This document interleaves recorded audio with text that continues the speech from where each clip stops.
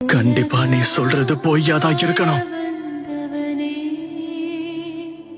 நீ ஏதோ உளர்ற. ஹிதாச்சி என்ன பல தடவை கொல்ல முயற்சி பண்ணா. ஹிதாச்சி உன்னை உண்மையிலேயே கொல்லணும்னு நினைச்சிருந்தா நேரத்துக்கு நீ உயிரோடையே இருந்திருக்க மாட்ட. லீஃப் வில்லேஜோட அமைதிக்காகவும் முக்கியமா அவனுடைய தம்பியான நீ சந்தோஷமா இருக்கணுங்கிறதுக்காகவும் அவன் துரோகிங்கிற பழியை ஏத்துக்கிட்டு உனக்காக அவன் உயிரியே விட்டான். மரியாதை கிடைக்க வேண்டிய இடத்துல அவனுக்கு அவமானம் தான் கிடைச்சது. அன்பு கிடைக்க வேண்டிய இடத்துல அவனுக்கு வெறுப்பு தான் கிடைச்சது. இருந்தா கூட ஹிட்டாச்சி சாகும் போது அவனுடைய உதட்டுல சிரிப்போட தான் இறந்து போனான். இதெல்லாம் போய் நீ இப்படிப்பட்ட ஆள் கிடையாதுன்னா வாய்ப்பே இல்ல. என்ன மன்னிச்சிரு சாஸ்கே. நீ என்ன வெறுத்தா கூட பரவாயில்ல. அண்ணனா என்னோட கடமையை நான் செய்வேன். இதுதான் முடிவு.